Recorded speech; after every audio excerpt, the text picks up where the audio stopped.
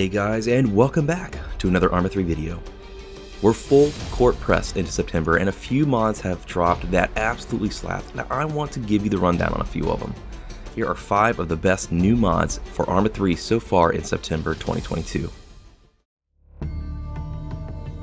At number 5, we've got Masterpiece Arms 30 SST by Artyom Nikev. Now this is an outstanding submachine gun, and I'm really glad it exists because I feel like submachine guns get the short end of the stick in Arma.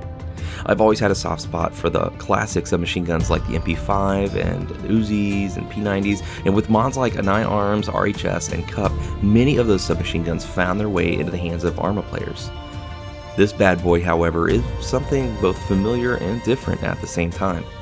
Modeled off the real-world version of the 30 SST, this weapon is essentially a modern MAC-10. The weapon in-game is covered by some custom-built furniture featuring a shoulder stock and a Picatinny rail system that has a built-in suppressor for the weapon. The fire rate is absolutely insane, just like the MAC-10 in real life, and this thing chews through enemies at close ranges like you wouldn't believe. It being a submachine gun, it will suffer at longer ranges, so this weapon is best suited for close-in engagements and special forces operations where you're able to get in close for the kill. This is just one of those mods that's a blast to fire off, magazine after magazine, down hallways.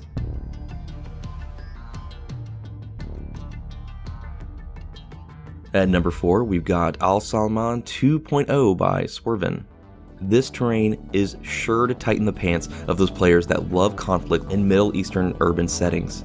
A 10 by 10 kilometer map, this terrain is a rework of his original map that was uploaded back in 2019. Since then, Swerven has improved the satellite image, normal map, roads, and tons of new details and bug fixes.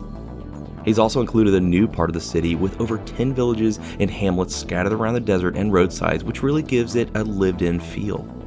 The terrain is set during the 2003 invasion of Iraq, but also works with the 1991 Gulf War as well. This terrain has been made specifically with infantry, mechanized, and tank combat in mind, so guys like me who typically spend our time flying won't really have a home here, although there is an airbase in the northeast portion of the map, so we're not out entirely.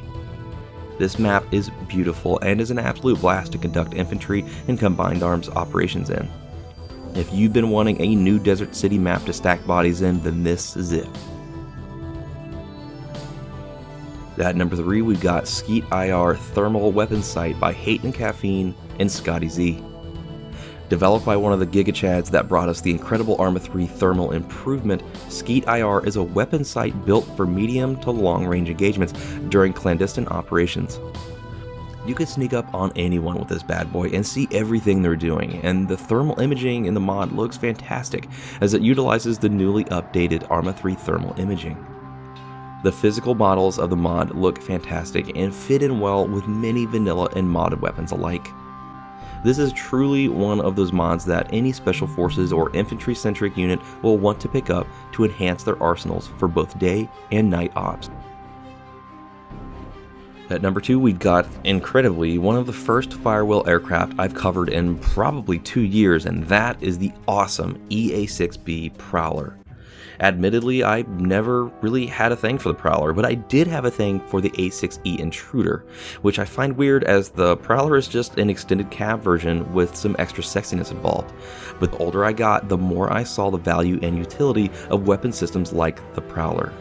This aircraft is fantastic and has some incredible features that were actually carried over from the EA-18 Growler, such as the high-res and low-res ECM capabilities, which stand for high-risk and low-risk radar intercept systems, respectively. By selecting the electronic warfare system option in the scroll menu, you can activate one of these capabilities, which will spawn electronic ghost aircraft that will confuse and draw the attention of enemy SAM sites and radar arrays. This works extremely well as I've flown over huge SAM sites with over 3 radars and 12 missile sites, and none of them were able to lock me or my wingmen as we passed over. This is an absolute must-have for any major air units that like to have a lot of SAMs for aircraft to contend with. And finally, at number 1, we have what is hands down one of the most game-changing mods out there, and that is Simple Craters by Havoc. Ever since the recent platform update that allows for terrain deformation, Modders have been hard at it to create new mods that take advantage of this incredible new feature.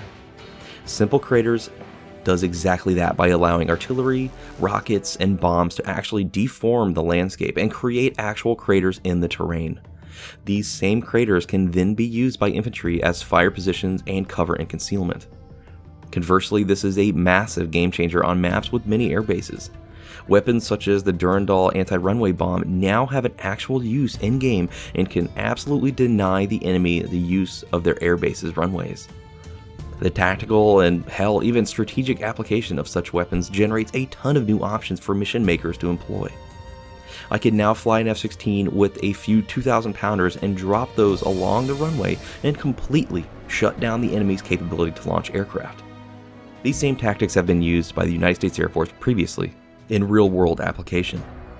I've been having way too much fun changing the face of these maps with devastating artillery barrages and bombing runs. The best part is that it has next to no impact on performance or FPS while in game, so get out there and start cratering the map.